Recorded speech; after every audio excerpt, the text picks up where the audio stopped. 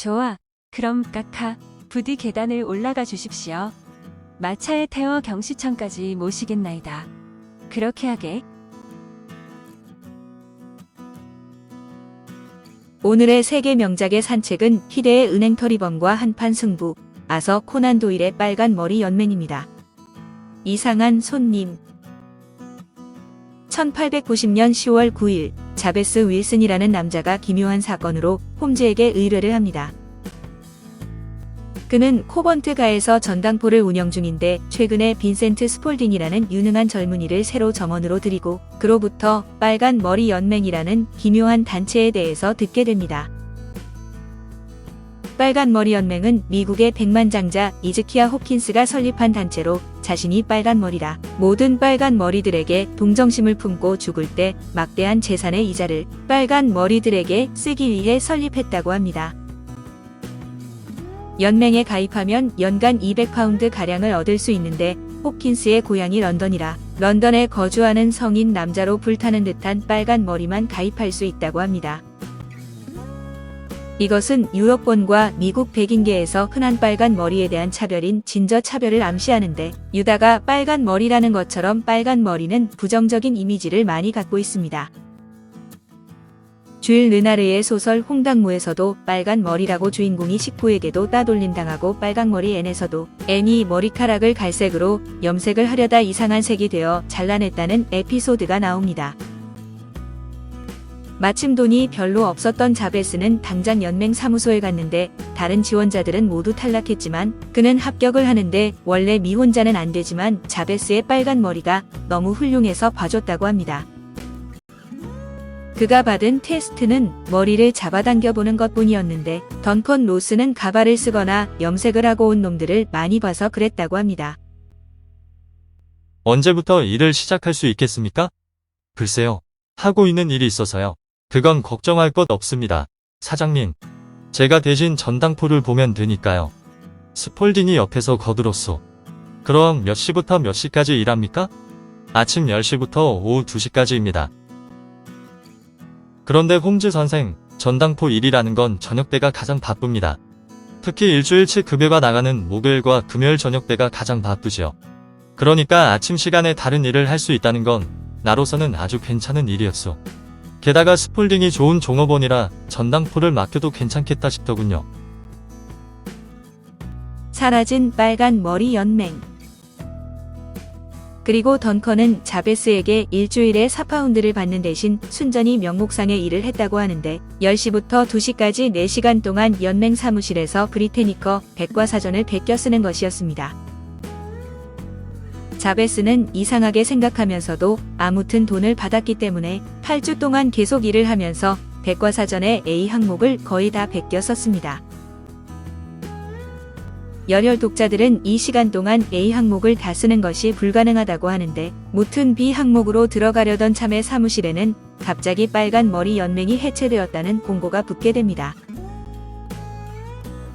건물주에게 물어봐도 던컨 로스의 행방을 알 수 없고 빨간 머리 연맹이라는 단체는 전혀 모르며 주인은 던컨의 이름을 윌리엄 모리스라고 알고 있었습니다. 거기다 주인에게 들은 이사했다는 주소로 가보았지만 그곳은 무릎 보호대 공장이 있었기에 할 수 없이 홈즈에게 의뢰한 것입니다. 건물 주인도 연맹 얘기는 들어본 적이 없다고 합니다. 그래서 던컨 로스란 사람을 아느냐고 물어보았더니 처음 듣는 이름이라고 하대요. 저 사무실을 쓰는 분 말입니다. 하고 내가 말했소. 머리가 빨간 남자 말이군요? 그렇습니다. 아, 그 사람 이름은 윌리엄 모리스입니다. 변호사죠. 새 사무실이 생길 때까지 잠시 그 사무실을 쓰고 있었던 건데 어제 이사 갔습니다. 어디로 가면 만날 수 있을까요? 여기 새 사무실 주소가 있네요. 킹 에드워드 가 17번지입니다. 세인트 폴 성당 근처군요. 나는 곧장 그리로 가보았죠. 그러나 그 주소에는 의족을 만드는 공장만 있을 뿐 윌리엄 모리스란 이름도 던컨 로스란 이름도 누구 하나 아는 사람이 없었습니다. 누군가 장난을 친 것으로 보기에는 32파운드나 되는 돈을 쓴 것이 너무나 이상해서 의뢰한 것인데 홈즈와 왓슨이 빨간 머리 연맹이 해체되었다는 이야기에 웃음을 터뜨려 자베스에게 사과를 해야 했습니다. 32파운드는 현재 가치로 환산하면 500에서 600만원 정도나 되는 거금인데 사건을 접수한 홈즈와 왓슨은 진상을 밝혀나가게 됩니다. 사실 빈센트 스폴딩의 정체는 존 클레이라는 흉악범인데 명문가 출신으로 할아버지는 왕족의 혈통을 이어받은 공작이며 본인은 이튼 학교와 옥스퍼트 대학을 졸업한 수재였습니다. 살인, 절도, 화폐 위조를 저지르면서 다닌 상습 범죄자로 아직 잡히지 않아 추적을 받고 있는데 홈즈는 그 사람을 바로 알아봅니다. 머리 좋은 놈이군. 내 생각으론 런던에서 네 번째로 영리한 놈일 거야. 단위 크기로는 세 번째일 거고. 전부터 저놈을 좀 알고 있었지. 그 종업원이 빨간 머리 연맹과 깊은 관련이 있나 보군? 저놈 얼굴을 보려고 길을 물어본 거지? 저놈 얼굴을 보려고 그런 건 아닐세. 그럼 뭘 보려고? 저놈의 바지 무릎이야. 무릎? 그래서 뭘 봤는데? 예상한 대로였네. 범인의 정체.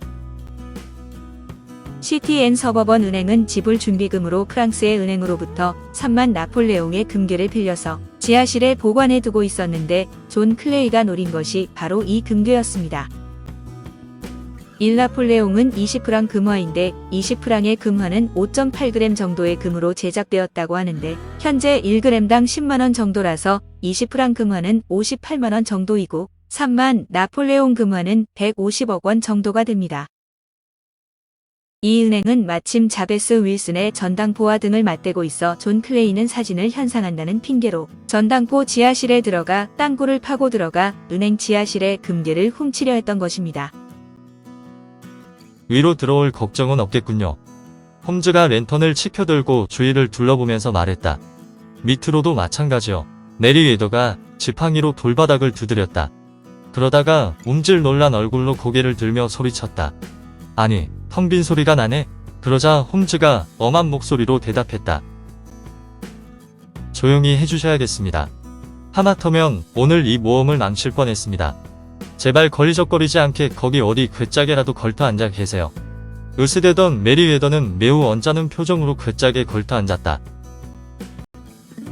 존 클레이가 월급을 절반만 받고 일한 것도 처음부터 금괴를 노리고 전당포에 취직했기 때문인데 빨간 머리 연맹은 동료도 빨간 머리라서 자베스가 매일 밖에 나가도록 하기 위해 꾸며낸 것이었습니다.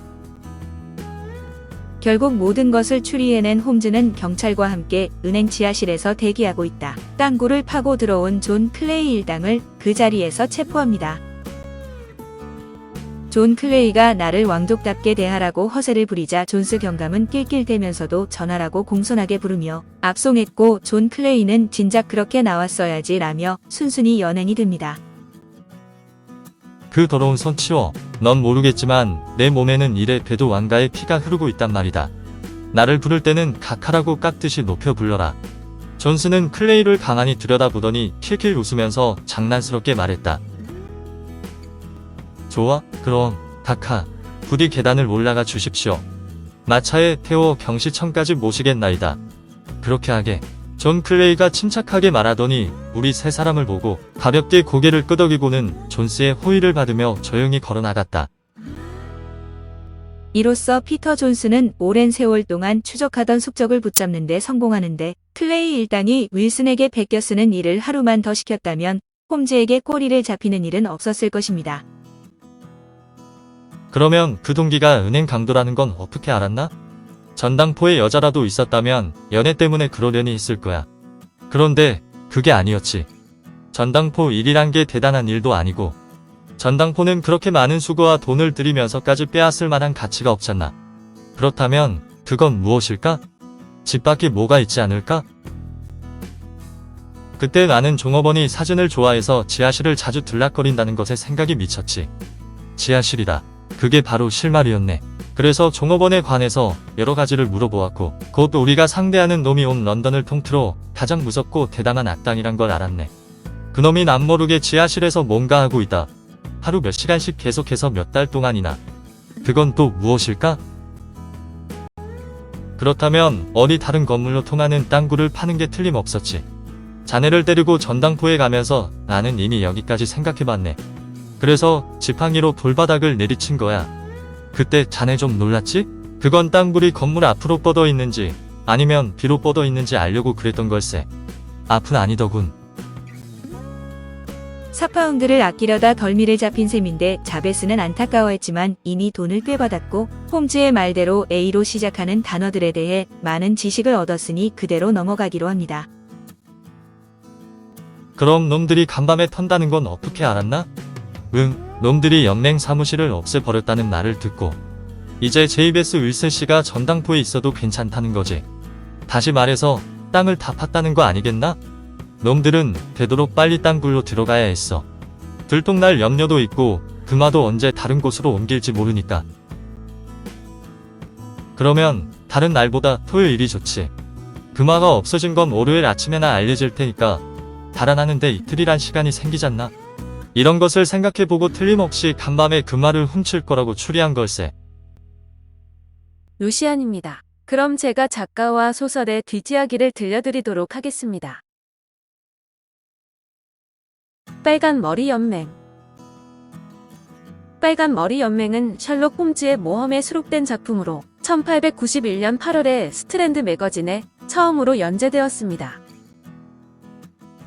코난 도일이 꼽은 그가 두 번째로 좋아한 홈즈 이야기인데 홈즈는 범인인 존 클레이를 런던에서 네 번째로 똑똑한 인물이라고 평가했습니다. 아마 최상위 3명은 셜록, 마이크로프트, 모리어티일 가능성이 높으니 클레이는 상당히 머리가 좋은 악당인 셈입니다. 목적을 달성하기 위해 외출을 잘 안하는 집주인을 거액의 돈을 미끼로 깨어내는 플롯은 3명의 게리뎁에 의뢰인을 특정 장소에서 나가지 못하게 하고 일을 시키는 플롯은 증권거래소 직원에서도 사용됩니다.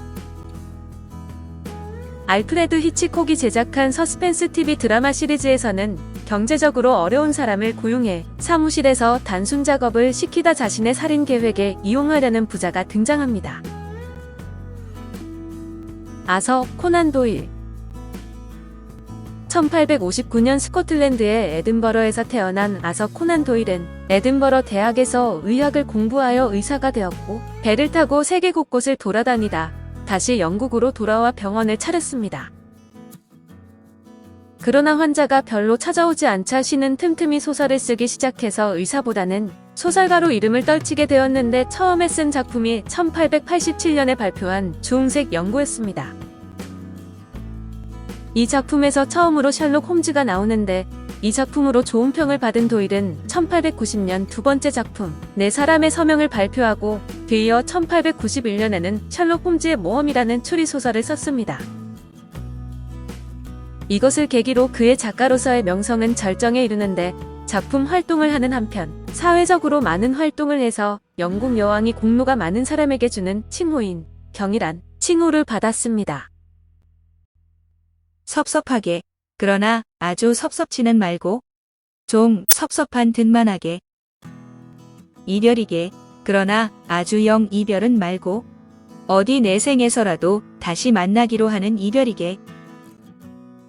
연꽃 만나러 가는 바람이 아니라 만나고 가는 바람같이 엊그제 만나고 가는 바람이 아니라 한두 철전 만나고 가는 바람같이 서정주 연꽃 만나러 가는 바람같이